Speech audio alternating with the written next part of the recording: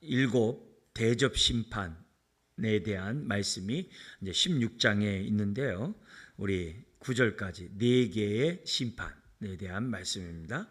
1절 또 내가 들으니 성전에서 큰 음성이 나서 일곱 천사에게 말하되 너희는 가서 하나님의 진노의 일곱 대접을 땅에 쏟으라 하더라. 첫째 천사가 가서 그 대접을 땅에 쏟음에 짐승의 표를 받은 사람들과 그 우상에게 경배하는 자들에게 악하고 독한 종기가 나더라.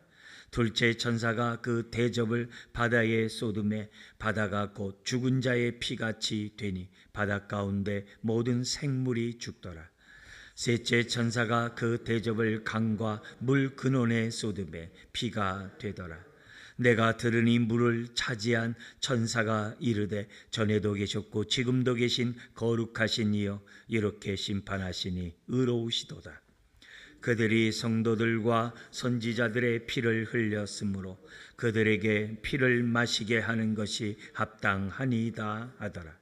또 내가 들으니 제단이 말하기를 그러하다. 주 하나님 곧 전능하신 이시여 심판하시는 것이 참되시고 의로우시도다 하더라. 넷째 천사가 그 대접을 해에 쏟음에 해가 권세를 받아 불로 사람들을 태우니 갇혀 사람들이 크게 태움에 태워진지라. 이 재앙들을 행하는 권세를 가지신 하나님의 이름을 비방하며 또 회개하지 아니하고 주께 영광을 돌리지 아니하더라. 아멘. 아멘. 마지막 우리 일곱 대접 심판은 15장과 함께 읽어야죠.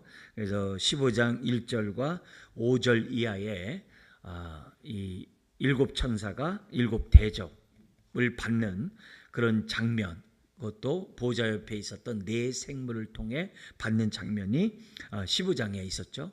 그런데 그런 네 그 생물로 일곱 천사들이 대접을 받은 그때 하늘에서는 이미 이 땅에서 증인의 삶을 살았던 그러한 성도들이 하나님 보좌 앞에서 하나님을 찬양하는 내용이 15장에 또한 기록되어 있었죠. 14만 4천이라는 그런 내용이 세 번 나오는데 15장에도 이렇게 나오는 것을 보게 됩니다. 일곱 대접은 모든 하나님의 심판의 마지막이에요. 마지막이기 때문에 이제 자비가 없는 거죠. 그리고 마지막이기 때문에 반드시 이루어지는 그런 사건이고 동시에 이 심판의 이면은 하나님의 자녀를 구원하시는 구원의 완성이 심판 가운데 또한 있다는 사실을 염두에 두면서 우리가 일곱 대접 심판에 대한 말씀을 살펴보려고 합니다. 지금 이 9절까지 읽었습니다만 첫 번째부터 네 번째의 그러한 심판은 앞에 인과 나팔의 심판과 맥을 같이 해요. 그 심판의 그 대상이나 방법이 맥을 같이 하기 때문에 이제 중간에 이제 거기까지만 읽었습니다. 그리고 다섯 번째부터 일곱째 그러한 심판이 있을 때에는 인의 심판에서는 거기 삽입절이 들어가 있어요.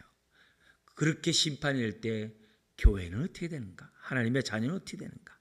하나님이 눈동자같이 보호하시고 은혜의 날개로 품어주겠다는 거예요. 그게 이제 인의 심판의 그 삽입절에 이제 강조되어 있는 거죠. 나팔에서도 똑같이 다섯 번째와 네 번째 사이에 삽입절이 있는데 그때는 뭐냐면 우리가 그런 심판이 임하는 그때 증인의 삶을 다 살아야 된다. 비록 핍박이 교회 안에 있다 할지라도 그럼에도 불구하고 우리는 증인의 부르심의 소망에 따라 우리가 땅끝까지로 증인이 되는 삶을 살아야 된다. 그 내용이 이제 들어가 있었던 거죠. 그리고 이제 이 대접 심판에서는 그 삽입절이 없어요.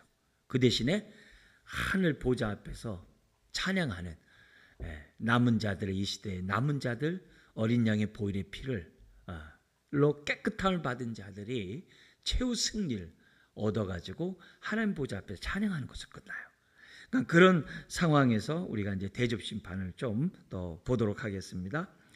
여기 이제 이 대접 심판은 앞에 인과 나팔의 심판은 이제 자연 심판이 이제 네 번째까지 있었거든요. 근데 이거는 아예 우주적인 심판이에요. 왜? 마지막 심판이니까.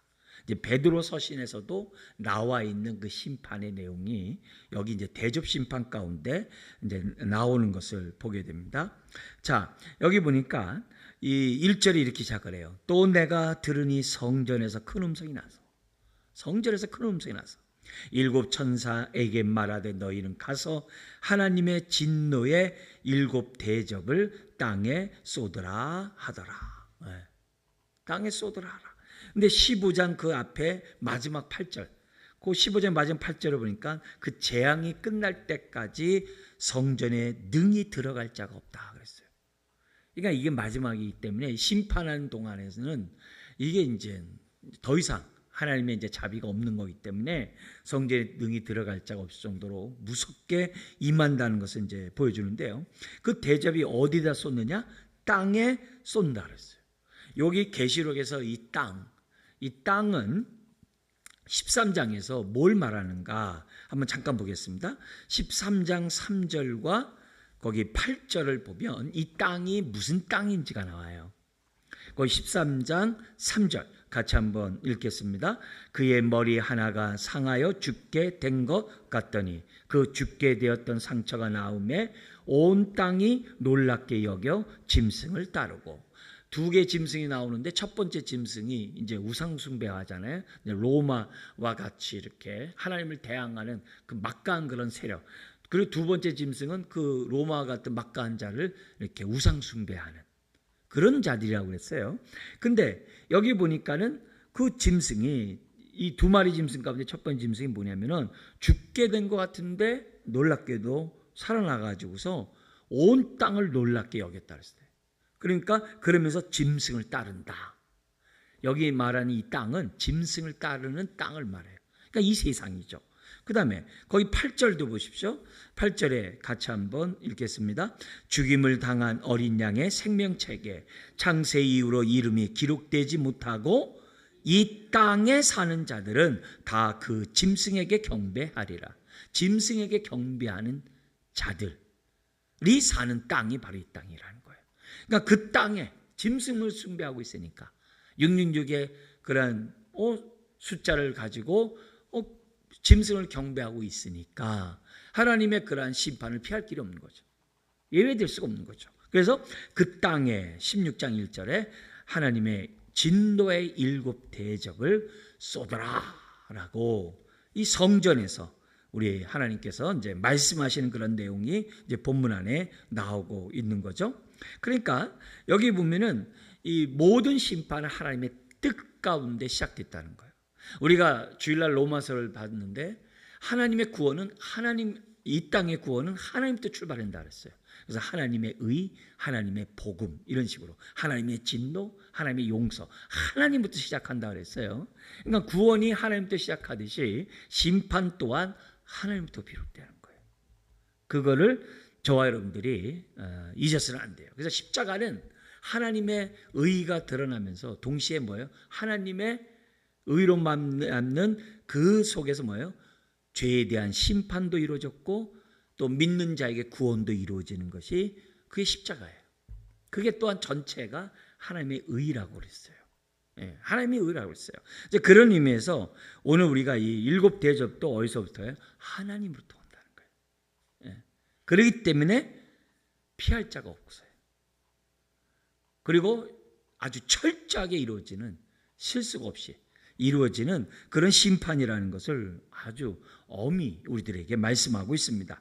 자, 그러자 여기 보면 2절부터 9절까지 네 천사의 네 대접의 심판이 나옵니다. 첫 번째 천사가 그 대접을 어디다 쏟았냐? 땅에 쏟았다 그랬어요.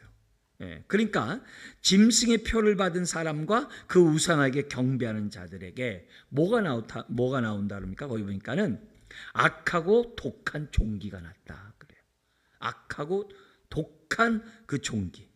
이루 말할 수 없는 그런 거죠. 근데 여기 나오는 이런 이 재앙의 모습과 우리 출애굽할 때 하나님의 10가지 재앙이 있잖아요. 그게 서로 연결돼 있어요. 이렇게 연결해서 왜요? 전에도 계셨고 이제도 계시고 앞으로 계실 분이 우리 하나님이라고 하셨거든요. 그러니까 하나님은 동일하기 때문에 이 땅에서 있는 그 동일한 방식을 이런 걸 통해서 사람들에게 심판을 해요. 그래서 이 심판이 하나님께로부터 왔다는 것을 구원받는 자뿐만 아니라 심판받는 자들까지도 알게 하는 거예요. 근데 우리는 그런 심판을 볼 때마다 깨어서 겸손히 엎드리고 하나님을 믿는데, 생명책에, 창세 이후로 생명책에 기록되지 않는 사람들은 그런 재앙이 오면 어떻게 돼요? 회개하고 주 앞에 돌아오는 게 아니라 하나님을 원망하는 거예요. 그게 다른 거예요. 그러니까 이런 재앙 앞에 우리가 엎드려 회개할 수 있다는 잘 자체가 은혜예요. 은혜예요. 그래서 여러분, 내가 하나님 앞에 회개할 마음이 나에게 간절하게 임하면 그게 하나님의 임재의 순간이거든요. 회개하는 그런 마음이 나에게 있을 때 하나님이 지금 내 영혼을 만져주고 있구나, 나와 함께하고 있구나, 그걸 뭐예요? 의심하지 말아야 돼. 그래서 내가 회개하는 이런 마음이 나에게 딱 생겼을 때 감사하는 저와 여러분들이 되셔야 돼요. 그럴 때 수도꼭지 물에서 이게 물 열면 아주 확 틀면 확 은혜가 쏟아지듯이 감사하는 마음으로 열면 수도꼭지 열듯이 은혜가 우리들에게 강같이 임하는 거예요. 그냥 회개를 갖다가 그 임재를 못 느끼고 하게 하는 거하고 느끼고 하는 거는 천지 차이예요. 그런 의미에서 우리가 이런 심판 가운데서 이 여러 가지 일들이 있을 때 우리가 회개하는 마음이 생긴다고 한다면 이건 감사하지 않을 수가 없는 거죠. 그러면서 둘째 천사는 그 대접 어디다 쏟냐? 바다에 쏟아요. 근데 이 바다가 우리 아까 13장에서 봤던 것처럼 어떻게 돼요? 첫 번째 짐승이 올라온 곳이거든요. 그 짐승이 올라온 그 바다, 계시록에서는 모든 죄악의 근원. 그래서 나중에 주님이 재림한 그때 되면 다시는 바다가 있지 아니하더라. 모든 죄악의 근원이 다 심판을 받은 거예요. 그리고 우리가 15장에서 유리바다 밑에 붉은 유리바다라고 했잖아요. 근데 그 유리바닷가에서 찬양하는 게 아니라 원문은 유리바다 위에서 찬양이에요. 뭐예요? 예수님이 원수 사탄의 머리를 짓밟듯이 모든 성도가 원수 사탄의 머리를 짓밟았기 때문에 그 붉은 유리바다 위에서 우리 하나님을 찬양하는 거예요. 사탄을 짓밟고 찬양하는, 왜? 발등상이 되기까지 내 우편에 있으라고 우리 성부 하나님이 성자 하나님이 얘기하셨잖아요. 그게 이루어진 사건이거든요. 이거 15장이. 그걸 이제 우리들에게 보여주면서 바다의 쏟음에 바다가 죽은 자의 피같이 되어 바다 가운데 있는 모든 생물이 죽었다, 이렇게 돼 있어요. 셋째 천사가 어디다 쏟았다고 그래요? 거기 보니까는 4절에 강과 물 근원의 쏟음에 피가 되더라. 우리 애굽의 10가지 재앙 중 가운데서도 모든 물이 피로 변한 사건이 있지 않았습니까? 이제 그런 모습이 나온다는 거죠. 근데 여기 5절에 보면 이렇게 돼 있어요. 내가 들으니 물을 차지한 천사. 여기 차지했다는 말은 주관하는 천사예요. 그러니까 물을 주관하는 천사가 이르되, 피가 되었는데 뭐라 하냐면 전에도 계셨고 지금도 계신 거룩하신 이여. 애굽의 심판뿐만이 아니라 이 바벨론의 심판뿐만이 아니라 지금 뭐예요? 마지막 때의 그 심판 때도 동일하신 그런 분이에요. 이미 계시록 1장에서 우리 성부 하나님을 얘기할 때 이런 표현을 썼어요. 그래서 그 거룩하신 분이 이렇게 심판하시니 뭐하다고요? 의롭다라고 얘기를 해요. 우리는 그 의롭다는 것이 여기만 게 아니라 독생자까지 십자가에서 죽이시는 하나님의 모습을 보면서 하나님은 의로운 하나님이라는 것을 우리는 알잖아요. 내 죄를 대신 짊어진 그 십자가지만 그걸 통해서 하나님의 의를 우리가 보지 않습니까? 하물며 하나님을 비방하고 하나님을 대적하는 자들에 대한 하나님의 심판이 오죽하겠냐. 그래서 그들이 이런 심판을 받는 것이 당연한 이유가 6절에 있어요. 같이 한번 읽겠습니다. 그들이 성도들과 선지자들의 피를 흘렸으므로 그들에게 피를 마시게 하신 것이 합당하니이다 하더라. 그러니까 심판의 정당성도 있지만 동시에 우리에게 뭘 가르쳐 주는 거예요? 하나님 보응하신 하나님, 심은 대로 거두시는 하나님, 우리가 행한 대로 심판하시는 하나님. 그러니까 오죽하면 야고보서에서 긍휼 없는 자는 긍휼 없는 심판을 당한다 그러잖아요. 그러니까 우리들에게 긍휼함이 있을 때 그것조차도 하나님께 감사할 줄 알아야 돼요. 왜? 그건 주님의 마음을 나에게 주신 거거든요. 그래서 우리들이 막 그냥 야박하고 막 이렇게 끝장을 보는 그런 게 아니라 긍휼히 여기는 이런 마음이 나에게 들 때마다 주님 감사합니다. 내가 이런 마음을 갖다니요. 이건 나의 옛사람의 마음이 아니라 새 사람의 마음인 줄 믿습니다. 그런 얘기를 해야 되는 거죠. 그러면서 7절에 이렇게 얘기해요. 또 내가 들으니 그래요. 성전에서 큰 음성이 나서 7 천사가 있는데 또 소리가 들려요. 뭐냐면은 성전에 있는 제단이 말하기를, 다 같은 성전이에요. 그러하다, 이 아멘이라는 얘기거든요. 주 하나님 곧 전능하신 이시여 심판하시는 것이 참되고 의로우시도다 하더라. 아멘.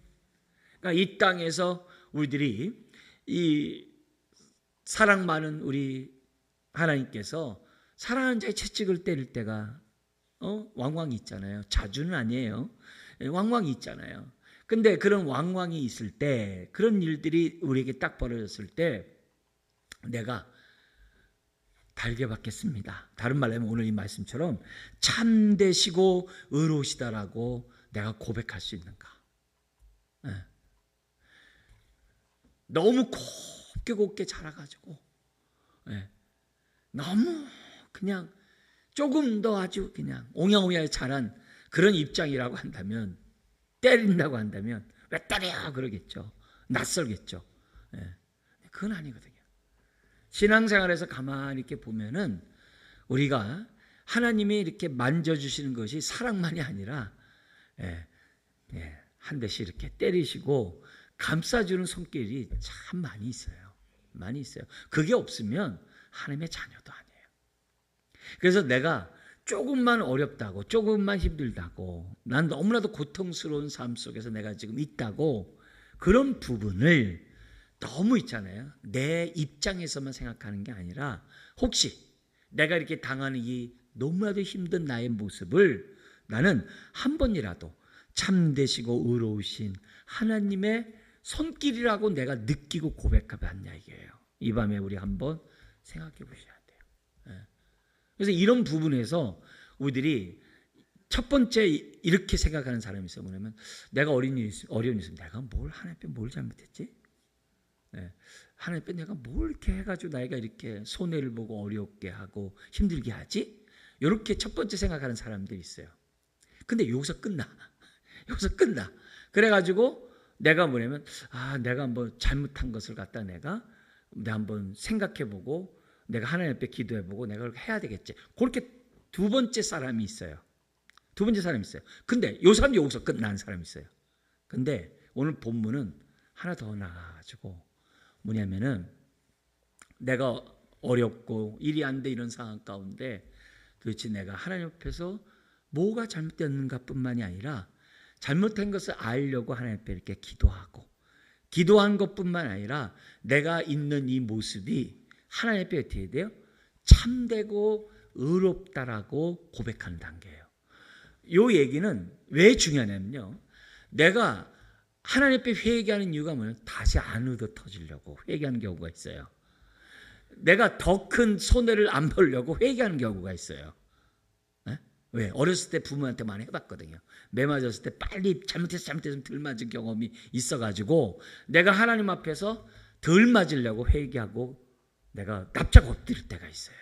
그게 아니라 하나님이 다루시는 그 모든 것은 참되고 의롭다라고 하는 그 고백은 내가 더 이상 말 맞기 싫어서 그런 게 아니라 주님의 그러한 나를 다루시는 사랑의 매를 느꼈기 때문에 하는 고백이기 때문에 그래요.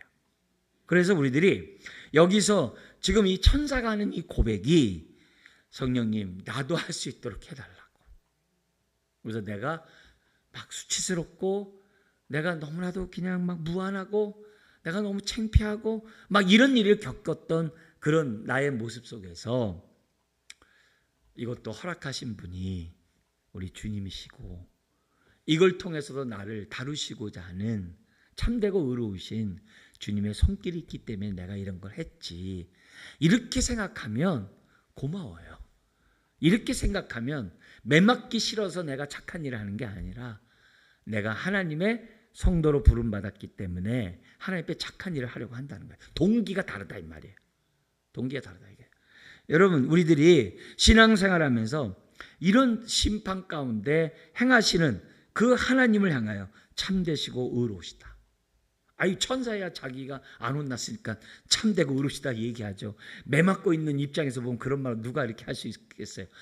그렇게 하지 말고 그냥 우리가 그런 속에서도 우리가 달게 받을 수 있는 저와 여러분들이 된다고 한다면 얼마나 하나님 보시기에 기쁘겠어요. 그죠? 매 맞기 싫어서 엎드리는 것보다 우리가 하나님의 그러한 마음을 이해하는 가운데 한다면 그만큼 신앙이 좋죠. 그만큼 이런 주님을 우리들이 닮아갈 수가 있겠죠. 그래서 여기 나와 있는 이 세 번째 이런 한 속의 심판 가운데 나타났던 이 천사의 말을 우리가 잘 곱씹어 생각하는 이 밤이 되어야 될 줄 믿습니다. 그래서 하나님의 심판의 정당성뿐만이 아니라 이런 다루신 모든 것이 하나님의 참되고 의로우시다는 것을 생각해 보면 오늘 나의 나됨에 대해서 내가 마음이 안 들고 나의 현재의 모습이 막 너무 싫고 여러 가지 나를 아주 그냥 우울하게 만드는 그런 상황에 처해 있을 때에도 이런 부분에서 하나님 원망하고 불평하고 하나님 앞에 이렇게 짜증내는 그런 모습이 아니라 이런 모습 속에서 하나님의 참되시고 의로우신 이런 하나님에 대해서 우리가 원망 불평하지 않는다고 한다면 얼마나 주님 보실 때 기쁠까 이런 생각을 해보게 됩니다. 네 번째 천사는 대접을 어디에 쏟았다고 그래요? 해에 쏟았다고 그래요. 그러니까 해가 권세를 받아가지고서 불로 사람을 태워버렸다는 거예요. 그러니까 불로 사람을 태우니까 이 9절에 크게 태워지게 됐어요. 근데 이런 태움을 통해서 그들의 반응이 뭐냐? 9절에 이 재앙들을 행하는 권세를 가지신 하나님의 이름을 비방하며, 이 재앙이 하나님께로부터 하는 거 안 거예요. 왜? 이미 우리 하나님은 이렇게 하겠다고 하시니까 아는 거예요.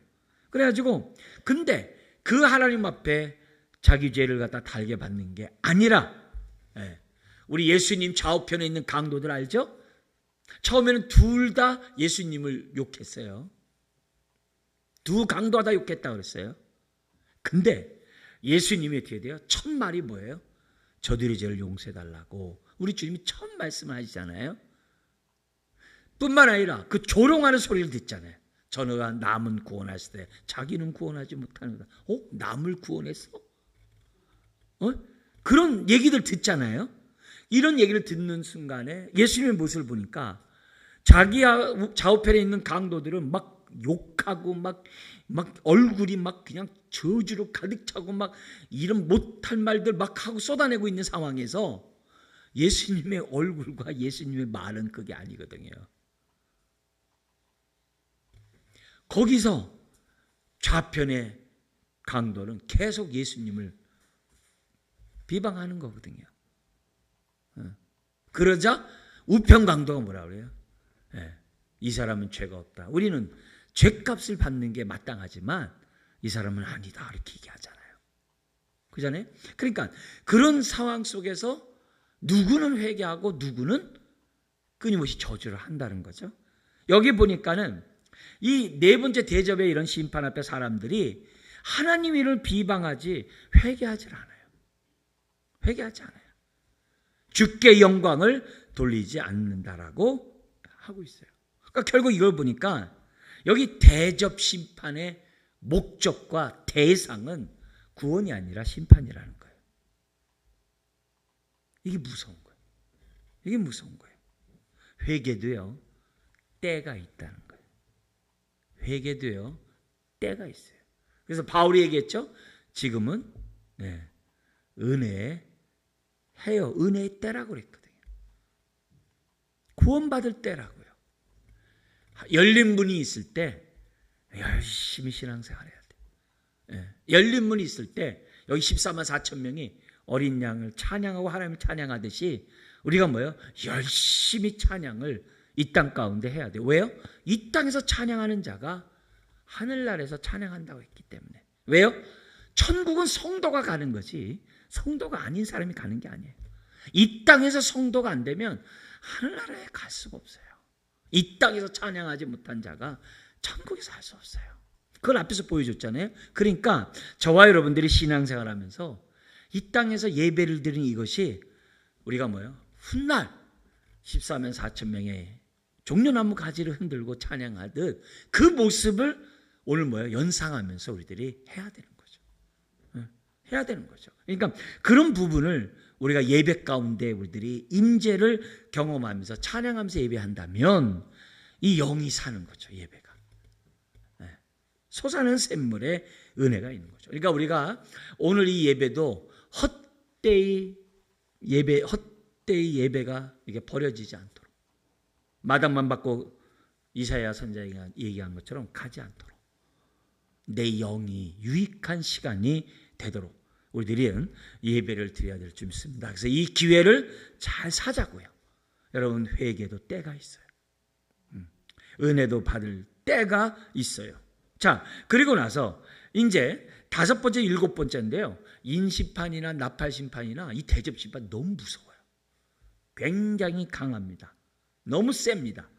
너무 센데 다 똑같아요. 센데 여기서는 뭐냐면 대접심판에서는요. 이제 직접적으로 이 세상을 모든 자들을 다 미혹하는 아주 그 악의 그 근본 그 원흉들을 심판하시는 그 마지막 심판이 세계 심판이 5번째, 6번째, 7번째 대접 심판입니다. 자, 그러니까 악의 아주 근본서부터 이제 심판을 이제 가합니다. 지금 첫 번째, 4번째 대접은 그를 따르는 자들의 심판이라고 한다면 여기 이제 그렇게 나오는데요.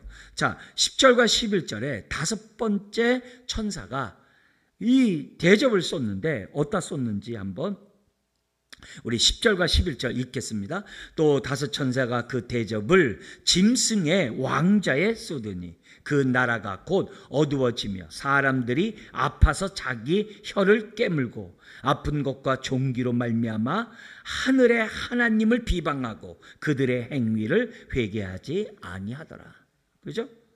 여기 이제 짐승의 왕자가 이제 첫 번째 짐승은 이제 로마 황제 같이 자기를 우상 식격화하는 황제부터 시작해가지고 시대 지금까지 이어지고 있거든요.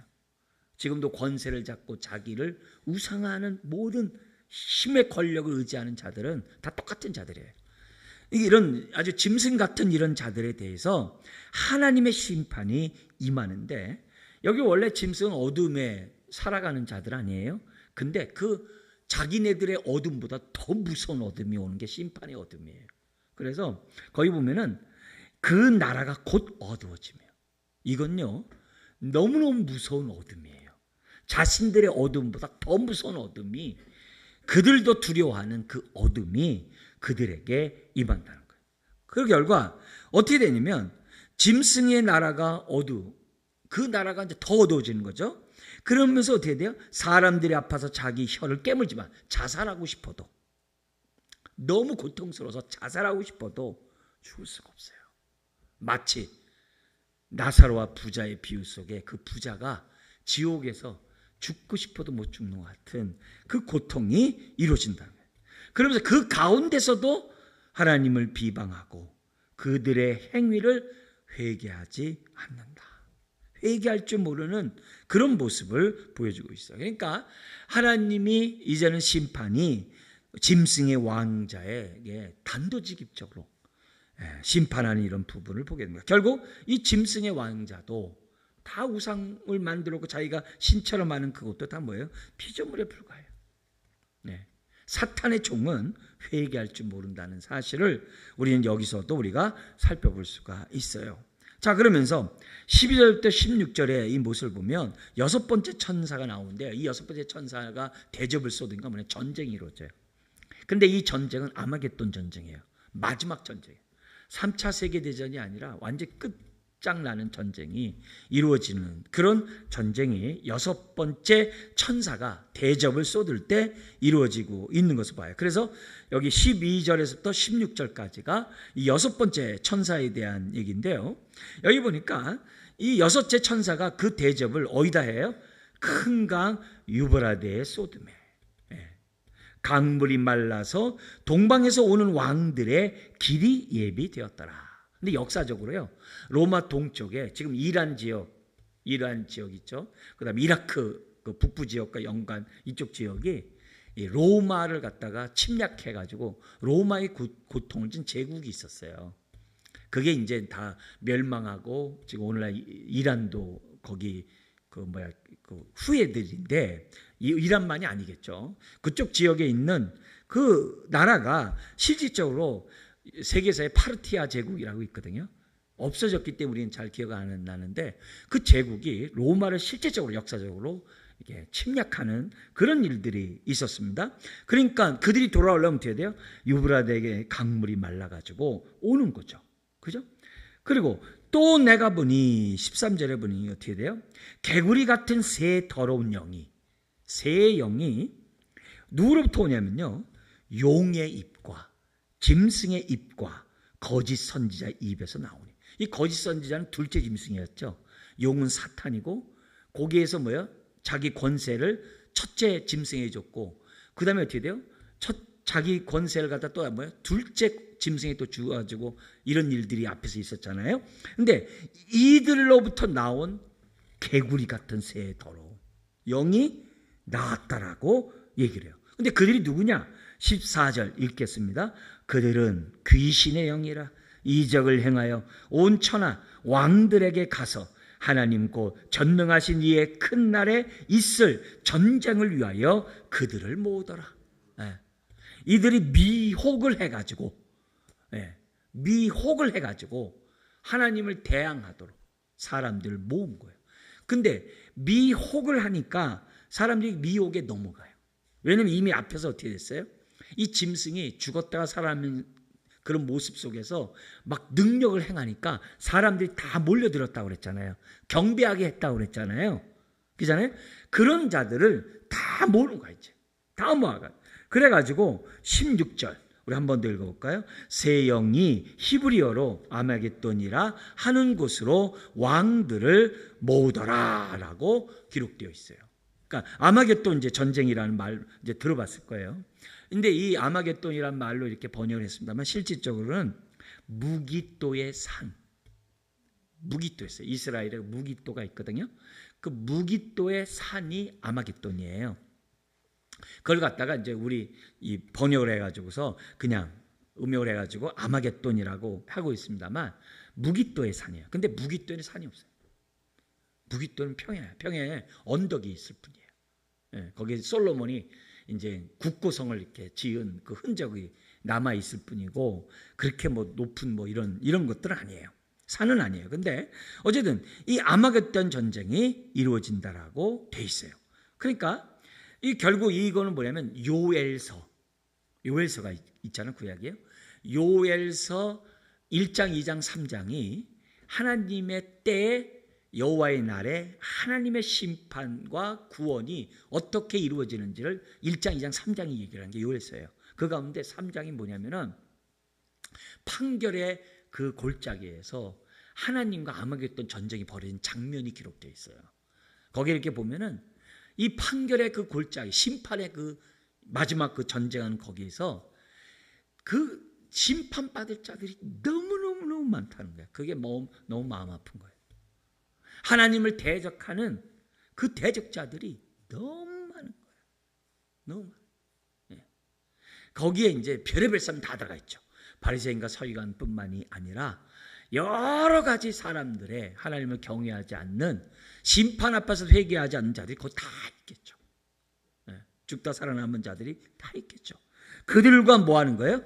마지막 하나님의 심판의 전쟁이, 판결의 전쟁이 이루어지는 그런 모습이 6번째 대접을 통해서 나타나게 되었다라고 성경은 지금 기록되어 있어요. 그러니까 이가 이 마지막 이 전쟁, 이건 이제 다분히 이제 영적인 전쟁이고, 이 세상에 완전 이제 모든 것들이 끝나는 전쟁이겠죠. 자, 근데 이런 상황 속에서 하나님을 항상 하나님의 자녀를 항상 위하잖아요. 이 무서운 얘기하다면 그럼 우리는 어떻게 되지? 당연히 모든 심판에 영향을 받죠. 피해를 교회가 성도들이 다 받죠. 다 받죠. 피할 수 없죠. IMF 당해보세요. 우리 다 받잖아요. 지금 트럼프 대통령이 된다니까 뭐 우리나라 주가가 막 쭉쭉 떨어지고 막 환율이 오르고 다 영향받잖아요. 그런 건 있는 거죠. 다 있는 거죠. 당연히 이 재앙의 심판이 임하는 때 왜 안 받겠어요?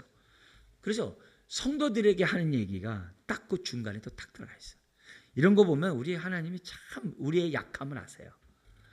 아주 우리의 조금이라도 두려워하거나 염려하거나 걱정하지 말라고 이렇게 딱 말씀해요. 그게 15절이에요. 같이 한번 읽겠습니다. 보라, 내가 도둑같이 오리니 누구든지 깨어 자기 옷을 지켜 벌거벗고 다니지 아니하며 자기의 부끄러움을 보이지 아니하는 자는 복이 있도다. 아멘. 예수 그리스도의 보혈의 피로 말미암아 죄사함 받고 거룩함을 받지 않으면, 그걸 다른 말로 하면 그리스도의 의의 옷을 입지 않으면요, 옛사람 모습 그대로 사는 거예요. 근데 이 옛사람의 모습이 뭐냐면 죄악투성이에요. 아주 죄악이 드륵 아주 그냥 매달려 있어요. 우리 옛사람은 아주 죄악 덩어리야.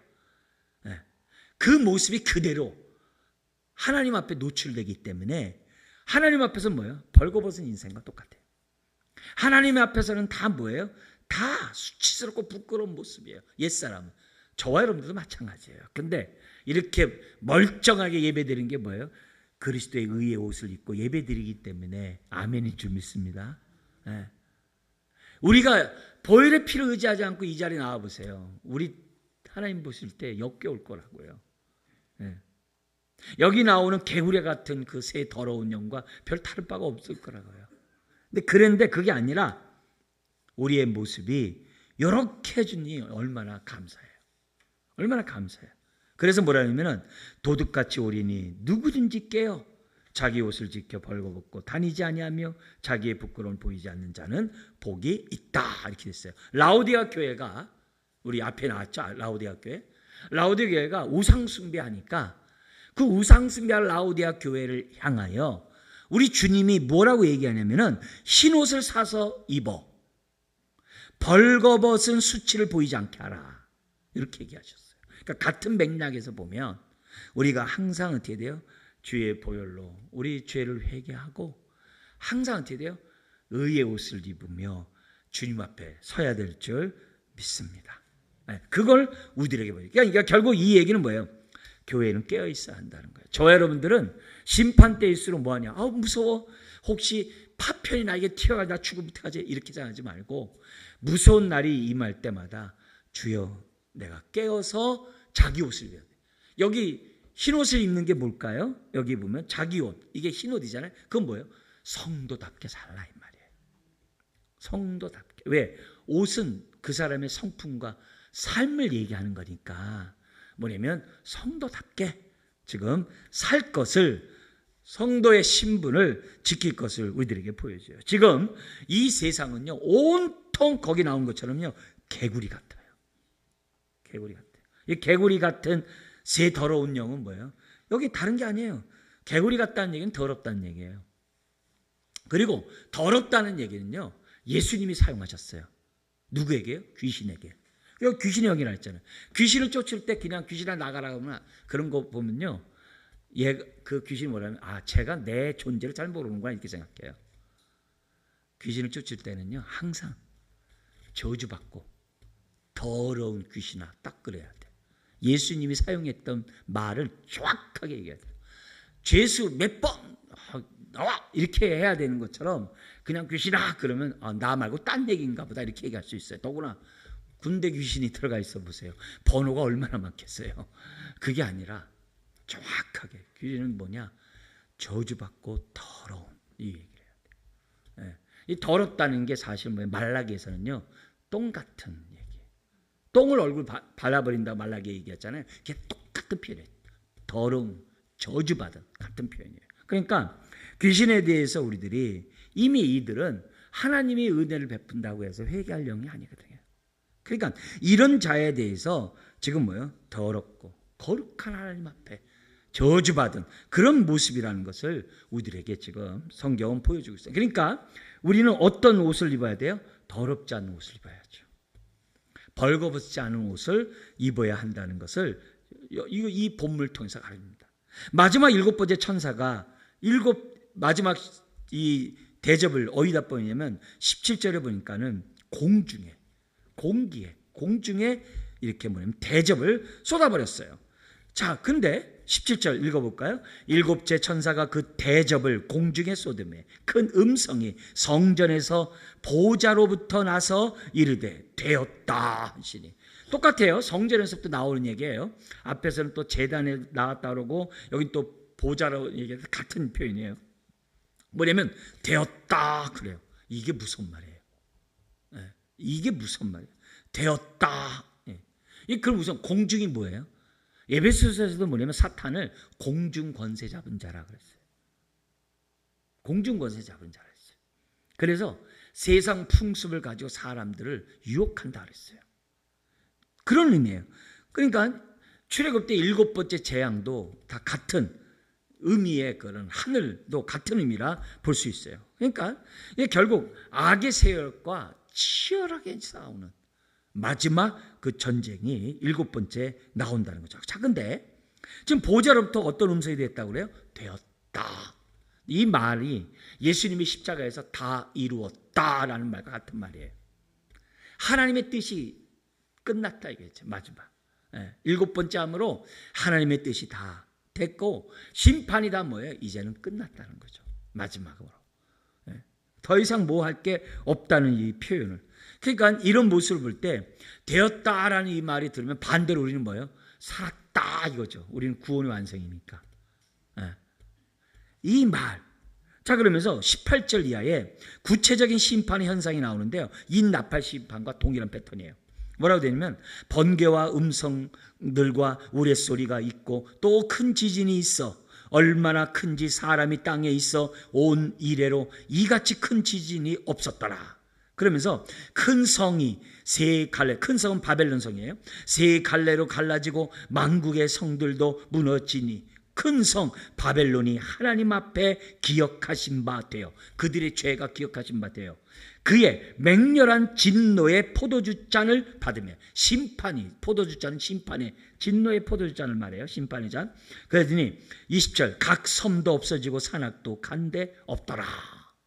그러면서 그 심판이 얼마나 무서운지를 21절에 이렇게 설명하고 있습니다. 읽어볼까요? 또 무게가 한 달란트나 되는 큰 우박이 하늘로부터 사람에게 내림에 사람들이 그 우박의 재앙 때문에 하나님은 뭐예요? 비방하니 그 재앙이 심히 크며 회개 안 해요. 근데 여기 이렇게 보면 한 달란트가 무게가 나라마다 이 제국의 나라마다 좀 달라요. 근데 보통 한 달란트 그러면요 35kg 보통 이제 얘기를 하고 또 다른 지역 이 제국에서 얘기할 때는 또 60kg라고도 얘기를 해요. 여기 차이가 좀 있어요. 근데 이게 얼마나 무서운 게 지금 뭐예요? 우박이 내려오는 거예요. 35kg에서 60kg 되기 떨어지는 거예요. 우리는 이게 뭔 소린가 하겠지만요. 우리나라 현무 미사일이 있어요. 현무 5가 있어요. 지금 개발한대요. 현무 5가 얼마나 무섭냐면요. 하늘 높이 올랐다가요. 그냥 꽂아가지고 땅속까지 들어가서 터뜨리는 거예요. 근데 그게 폭탄 그 자체보다도요. 그 떨어진 충격 때문에 모든 게 다 박살나요. 핵폭탄급의 그 위력을 갖고 있는 거예요. 그러니까 가만 보니까 우리나라 현무 만든 사람이 이 크리스찬인가? 이런 생각이 제가 드는 거예요. 왜냐하면 우박이 형성되는 곳이 이게 그 위치가 있거든요. 거기 위치에서부터 무기가 떨어지고 우박이 떨어지면은 이건 보통 무서운 일이 아니에요. 엄청난 재앙이 이름으로 나타나는데 어떻게 돼요? 근데 대항해요, 비방해요. 오늘 이런 모습 속에서 우리가 회개하는 것이 은혜고 이럴 때일수록 어떻게 돼요? 두렵다 그러지 말고 깨어서 흰옷을 입고 성도답게 증인의 삶을 다 살아야 한다는 것을 지금 이 대접 심판이 우리들에게 교훈하고 있습니다. 그리고 우리가 지금 봤던 용과 짐승과 거짓 선지자, 그리고 바벨론이 심판을 받는 장면이 나왔잖아요. 요 네 개 지금 봤죠? 용, 짐승, 거짓 선지자, 바벨론 봤잖아요. 요 얘기가 17장, 18장, 19장, 20장에 그대로 반복돼요. 그러니까 17, 18, 19, 20장을 이해하려면 지금 여기 나오는 게 어떻게 돼요? 5번째, 6번째, 7번째 대접 심판을 가지고 우리가 이해를 해야 한다는 거예요. 그래서 보다 더 요 용과 짐승과 요 거짓 선지와 바벨론이 어떻게 심판받는지 17장에서 20장까지 세세하게 기록해놨어요. 이해하셨죠? 그렇게 보시면서 계시록을 보면은 아하, 이 본문을 통해서 이런 철저한 이 심판을 통해서 하나님의 우리의 구원의 완성이 어떻게 이루어지는지를 살펴보고 있습니다. 우리가 알려줍니다. 여러분, 악은 반드시 심판받고 하나님의 공의는 빛을 발할 줄 믿습니다. 하나님이 행하는 모든 것은 참되고 의롭습니다.